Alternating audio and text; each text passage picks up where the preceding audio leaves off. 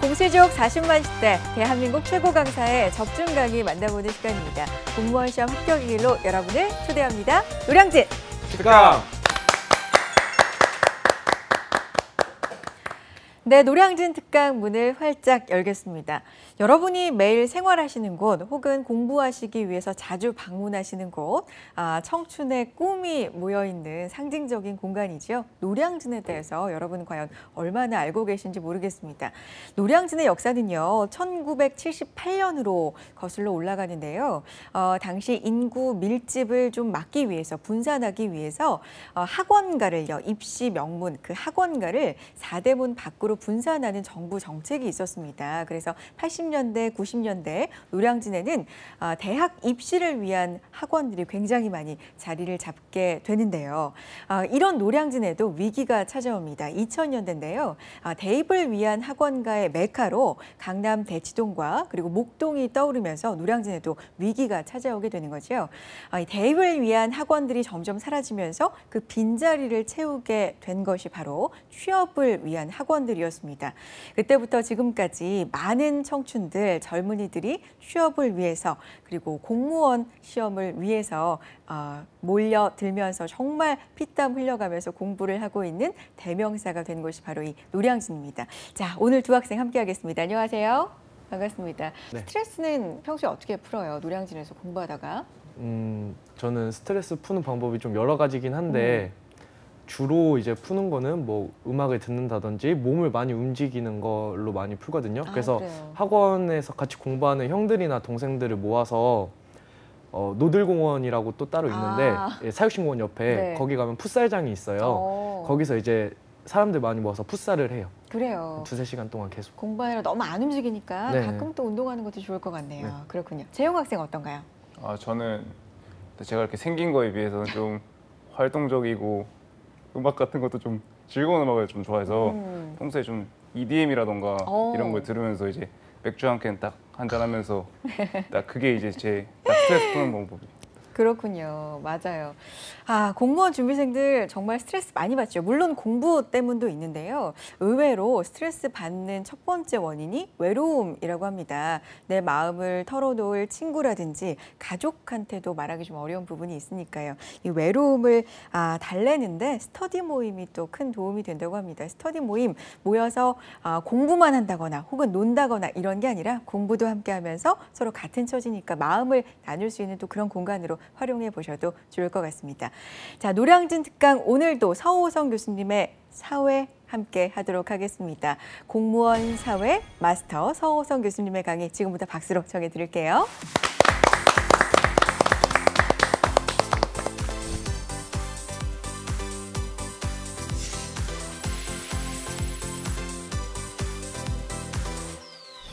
안녕하십니까. 이해로 통하는 사회 서호성입니다. 반갑습니다. 자, 이번 시간은 여러분들과 함께 3강 일탈행동에서 우리가 만나보게 되었습니다. 먼저 우리가 일탈행동이라는 것 자체가 굉장히 잘 나오는 주제인데 일탈행동을 3가지 이론으로 그리고 더 크게는 4가지 이론으로 말씀을 드릴 수가 있고요. 각각의 사례가 어떤 것을 얘기하느냐에 따라서 시험 문제가 굉장히 자주 출제되는 주제입니다. 그래서 여러분들과 함께 볼 건데 항상 우리 시작법 뭐가 되겠죠? 일탈행동에 대해서 한번 생각을 해봐야 되겠죠. 우리 일탈행동을 해보신 적이 있으십니까? 일탈행동 저 이 주제 보고 많이 생각해봤거든요. 근데 성인 되고 나서는 사실 잘 진짜 생각이 안 나요. 그게 바로 핵심 포인트입니다. 성인이 아니어도 상관이 없습니다. 그래요? 네. 그 고2 때 네. 엄마가 보시면 안 될 것 같은데 말씀 안 드리고 친구랑 스트레스 받는다고 네. 하루 만에 강원도를 둘이 갔다 온 적이 있어요. 일탈의 난이도가 굉장히 낮은 그래요? 네, 일탈 같지 않은 일탈이었습니다. 네. 일탈이었는데. 그렇죠. 물론 보기에 따라 달라질 수 네. 있고요. 일탈 해보셨나요, 광규 학생? 네, 저도 성인 돼서는 안 했는데 고등학교 때 이제 고3 때죠. 이제 수능이 100일 앞으로 다가와서 이제 친구들 중에 좀 늙어 보이는 애가 네, 원하는 정답이 안 나오고 있습니다. 그렇습니까? 우리 재용 학생 일탈 행동 해봤나요? 저는 좀 이미지와 다르게 또 일탈을 좀 많이 했었어가지고 또 이제 좀 감사합니다. 또 이런 수업을 하면 항상 저만 일탈자가 되어 있는 경우가 있어요. 뭐 제가 막 예시를 들다 보니까 뭐 저만 그런 사람으로 살아왔고 이런 경우가 좀 있는데 여러분들한테 일탈 행동을 조금 가깝게 여겼으면 좋겠어요. 굉장히 많은 이제 이론들을 하게 될 것이고 그런데 쉽게 말하면 일탈과 범죄는 비슷하면서 좀 다른 개념이죠. 그러니까 범죄는 우리가 법적 처벌을 받아야 범죄고요. 일탈 행동은 우리가 사회적으로 좀 받아들이기 힘들다. 뭐 이런 것들을 우리가 일탈 행동이라고 합니다. 더 쉽게 얘기하면 제가 이렇게 우통을 딱 까면 뭐가 되겠어요? 일탈이 되겠죠. 그죠? 바로 일탈, 바로 이제 방송국에 퇴출되고 뭐 이런 것들이 일탈이 될 수 있다라고 말씀드리는 거죠. 그러니까 일탈은 그만큼 굉장히 상대적입니다만 그런 건 출제되지 않아요. 출제되지 않고 일탈이 나오면 항상 우리가 해야 되는 건 뭐냐? 시험은 요 4가지로 푸는 겁니다. 아노미, 차별적 교제 이론, 낙인 이론, 갈등 이론으로 푸는 것이다. 그러니까 사회를 공부한 학생과 공부하지 않은 학생의 차이, 그리고 고득점과 저득점의 차이는 그 주제를 가지고 어떠한 것으로 문제를 풀 거냐에 대한 시작점부터 다른 거예요. 그러니까 일탈을 와 일탈이야 와 그런 얘기하는 게 아니라 이 4가지로 나오겠구나라는 생각을 하시고 접근을 하시면 정말로 좋은 공부가 될 수 있습니다. 그러면 먼저 우리가 아노미라고 얘기할게요. 아노미. 자, 아노미는 우리가 디르겜의 아노미와 머튼의 아노미로 나눠볼 수가 있습니다. 되게 길어요. 근데 참 긴데 이걸 다 외울 필요 없어요. 우리의 핵심은 뭐냐? 구분입니다. 단어로서 구분하는 거예요. 여전히 계속적으로 지속적으로 3강 연속적으로 말하고 있어요. 단어로 찾아라. 이해가세요? 그럼 시작. 얘는 얘가 될 수 있죠. 얘는 우리가 디르겜의 아노미라는 것은 급격한 사회 변동으로 인해 지배적인 가치 기본이 약화되고 새로운 가치관이 정립되지 못하였거나 이렇게 쭉 써 있어요. 근데 있잖아요. 이걸 우리가 여러분 아노미를 겪어본 적이 있으신가요? 자, 이제 제 얘기를 한번 해볼게요. 네. 자, 제가 어렸을 때 이제 군대를 갔다 오고 나서 우리 때는 MP3가 공짜였습니다. 소리바다라는 걸 아십니까? 그러면 제 세대예요. 제 세대. 그죠? 우리는 원하는 MP3가 있으면 소리바다라는 사이트를 통해서 2번 클릭하면 우리 내 컴퓨터에 들어와 있었습니다. 무료였어요. 그죠? 그런데 어느 순간에 저 지적 재산권에 대한 그런 인식이 강해지고 MP3 하나에 500원, 600원씩 내고 우리가 하게 된 거죠.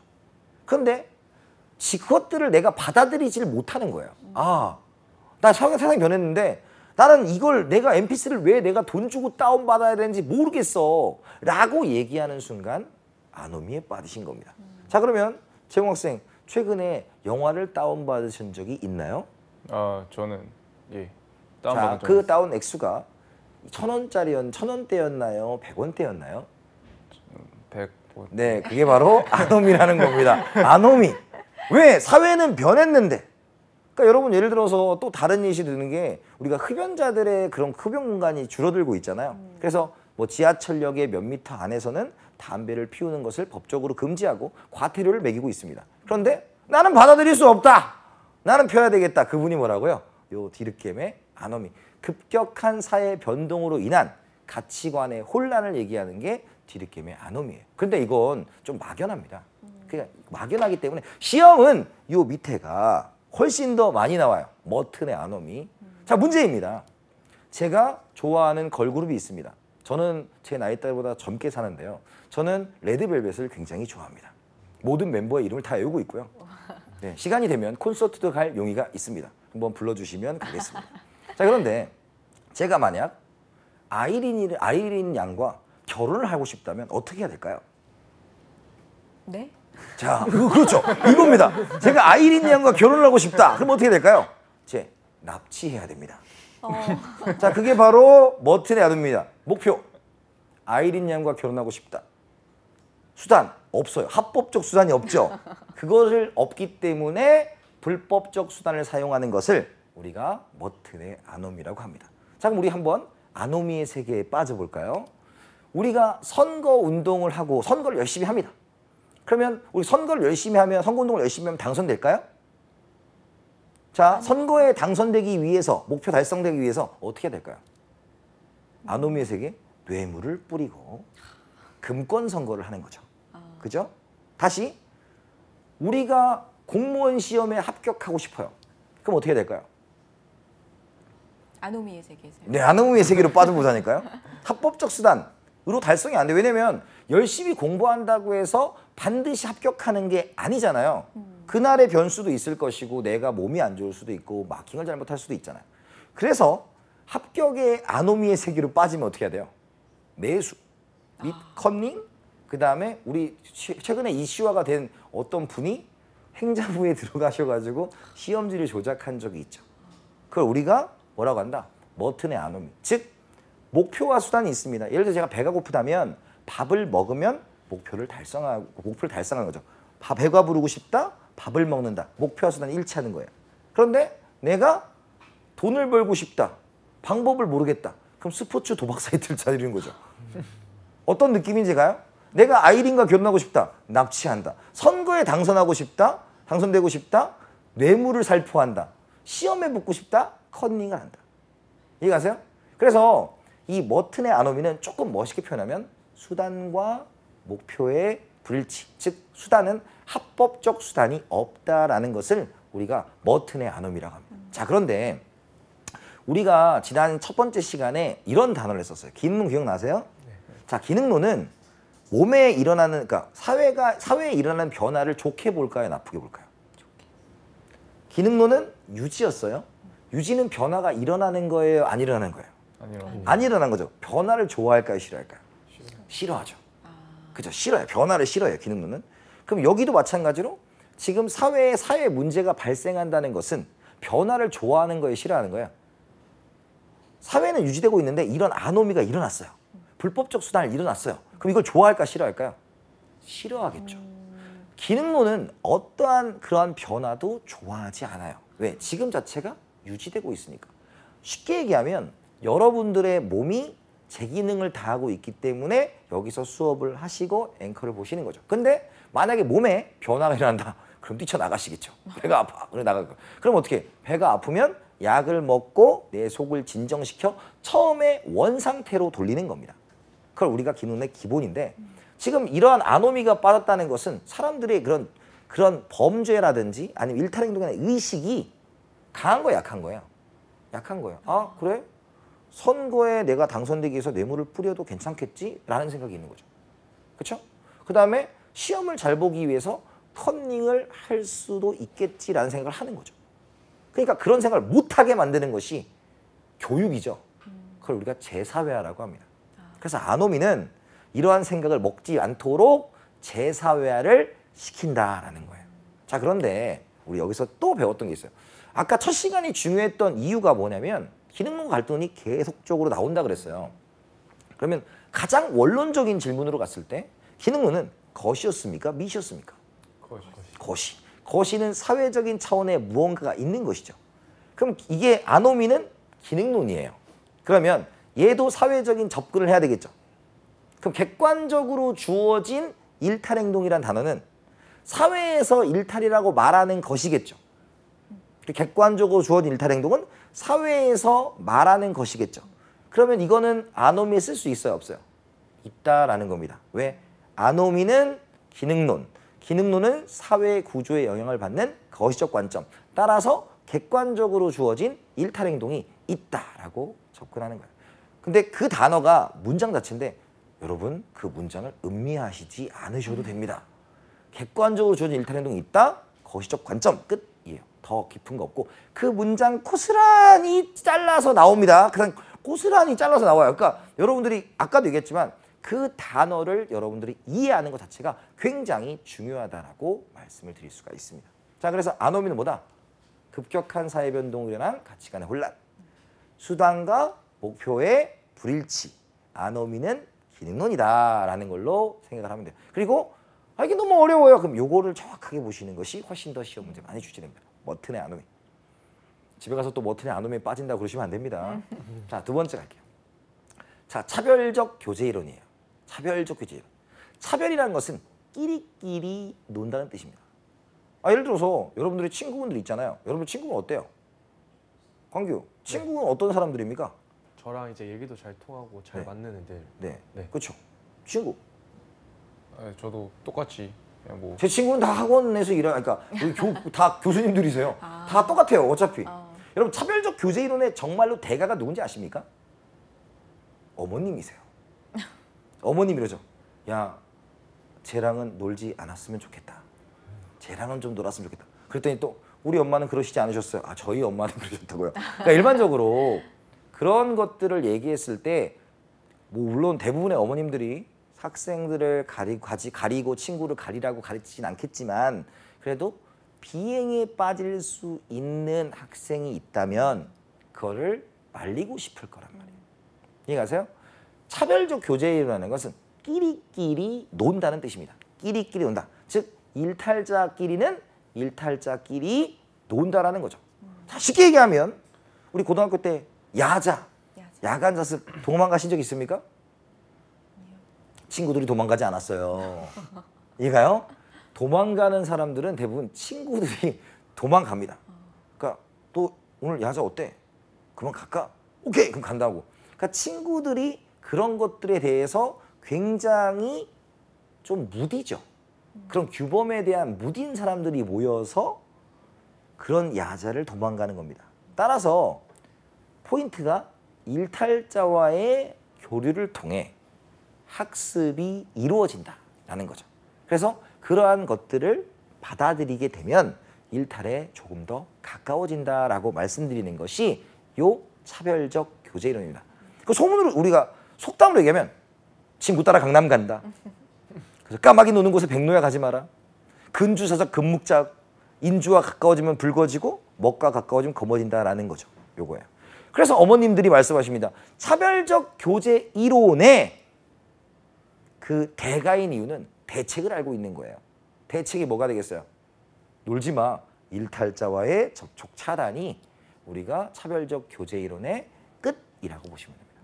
그래서 차별적 교제 이론은 두 가지만 기억하시면 돼요. 첫 번째가 일탈자와의 교류, 차단. 그리고 두 번째는 우리가 차별적 교류는 차별적 끼리끼리 그 다음에 놀면서 학습한다. 그리고 대책은 일탈자의 교류 타자입니다. 그러니까 이건 어려운 게 없어요. 자, 세 번째로 가면 이제 낙인 이론이라는 게 있습니다. 낙인 이론. 자, 우리 초등학교 때로 가볼까요? 초등학교 때 이런 적이 있어요. 자, 눈 감아. 선생님이 들어오십니다. 자, 눈 감아. 눈 감은데 뭐라 그래요? 오늘 우리 반에 도난 사건이 발생했어요. 이 도난 사건이 발생했는데 여러분들의 양심을 믿습니다. 손을 들어보세요. 라고 얘기하겠죠. 그럼 선생님이 이렇게 얘기합니다. 실망이에요. 여러분들의 양심을 믿었건만 여러분들은 정말로 양심을 받아들이지 않는군요. 하지만 시간이 남아있어요. 언제까지 물건을 갖다 놓도록 해요. 라고 말씀을 하십니다. 다 이런 경험 한 번쯤 다 있으실 거예요. 그런데 반드시 거기에서 범인이 안 나와요. 그런데 꼭 누군가가 범인으로 의심을 받는 사람이 생기기 시작합니다. 그럼 걔는 학교 생활이 그때부터 힘들어지기 시작을 하는 거예요. 왜? 뭘 해도 걔는 그런 식으로 오해와 의심을 받는 것이거든요. 그걸 우리가 뭐라고 하냐면 낙인 찍는다라고 표현하는 거예요. 낙인 찍는다. 이해가세요?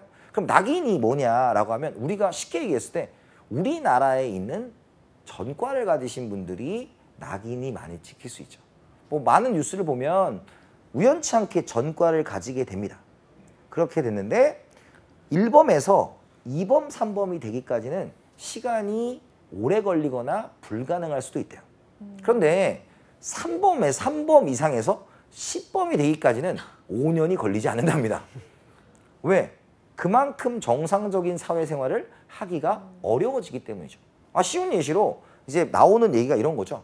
어떤 분이 전과를 가지고 자동차 센터, 차센터에 근무를 하려고 했더니 와서 얘기하시는 거예요.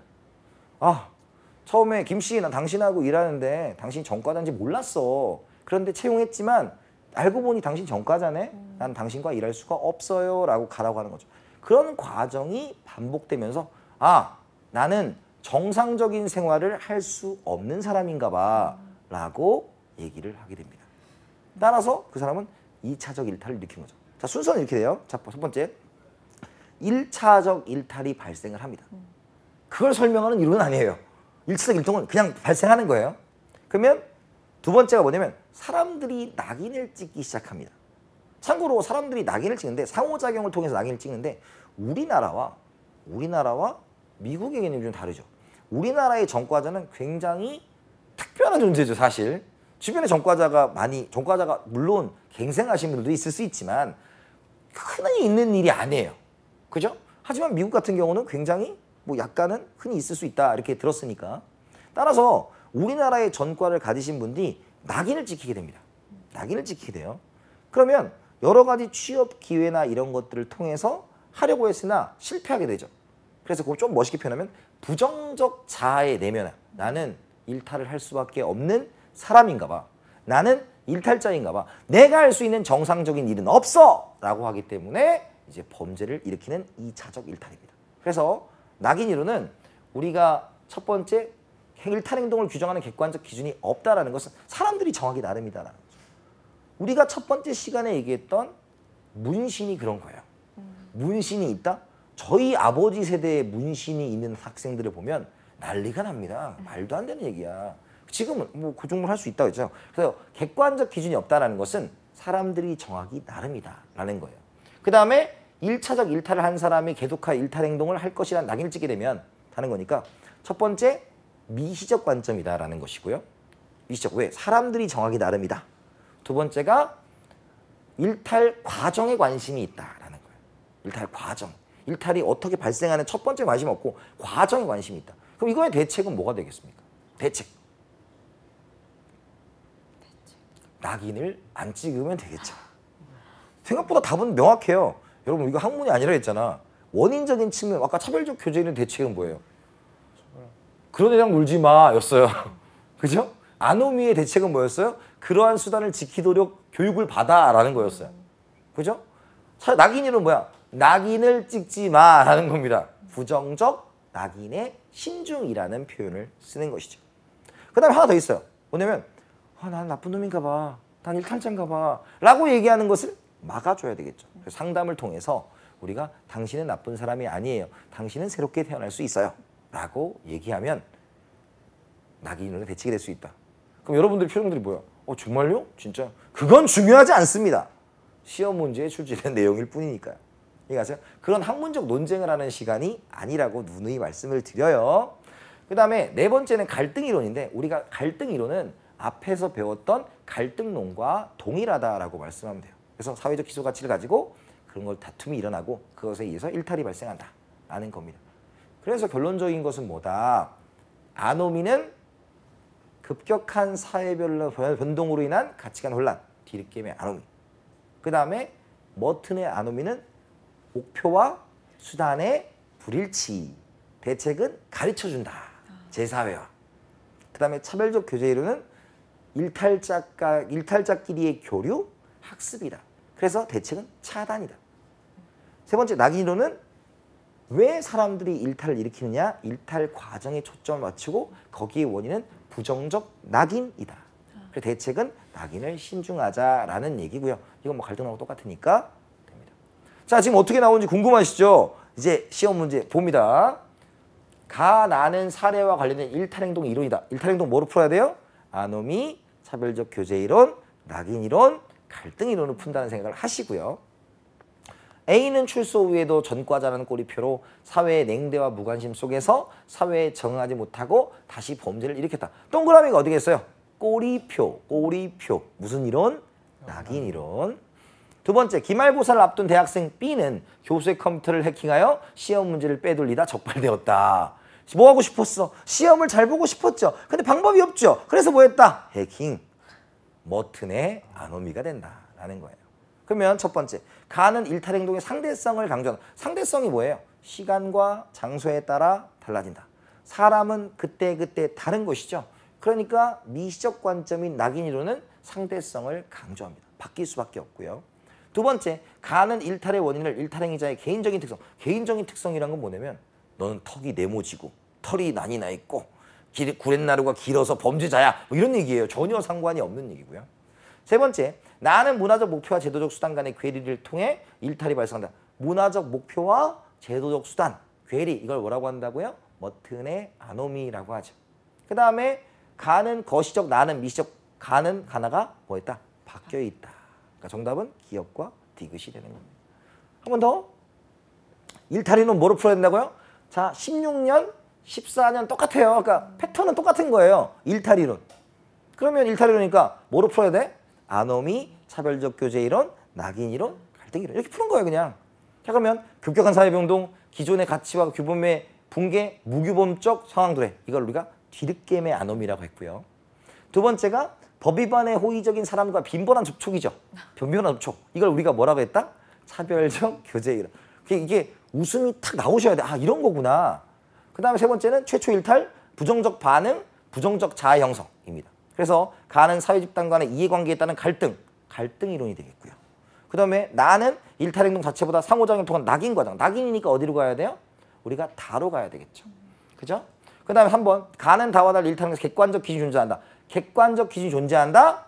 기능론 아노미였어요. 그래서 정답은 3번이고 문화적 목표와 제도적 수단 간의 괴리는 머튼의 아노미였다라고 보시면 되는데 여기는 없으니까 정답은 3번이 됩니다.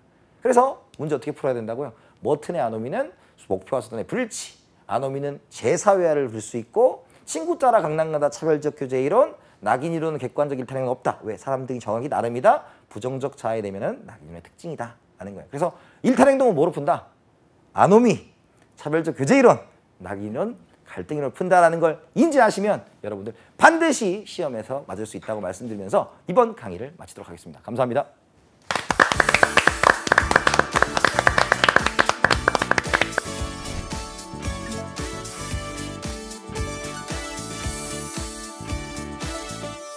자, 노량진 특강 마칠 시간이 됐습니다. 저희가 문 열면서 우리 공시족들의 스트레스에 대한 이야기로 문을 열었었는데 때 아닌 호황을 맞고 있는 업종이 바로 이 스트레스 산업이라고 합니다. 스트레스를 풀기 위해서 찾고 있는 요가라든지 마사지숍 이런 곳들이 호황을 맞이하고 있다고 하는데요. 피로 회복에 효과가 있는 기능성 음료라든지 여러 가지 에너지 드링크도 불티나게 팔리고 있다고 합니다. 이게 모두가 다 우리나라 사람들이 스트레스 지수가 높기 때문인데요. 우리나라 스트레스 지수 평균 6.6 정도로 나타났습니다. 아시아 태평양 지역의 15개국 사람들의 평균이 6.2라고 하니까 월등히 좀 높은 수치라고 할 수 있겠죠. 자, 우리 공시족들의 스트레스는 또 얼마나 더할까 안타까운 마음이 드는데요. 자, 저희 노량진 특강과 함께 불안감과 스트레스 해소하는 그날까지 함께 달려보자고요. 자, 오늘 함께한 강의 내용 놓친 부분이 있다. 다시 듣고 싶다 하시는 분들은요. 유튜브와 한국직업방송 홈페이지 통해서 다시 보실 수 있습니다. 놓치지 마시고 챙겨가시고요. 다음 이 시간에도 알찬 강의로 돌아올게요. 고맙습니다. 고맙습니다.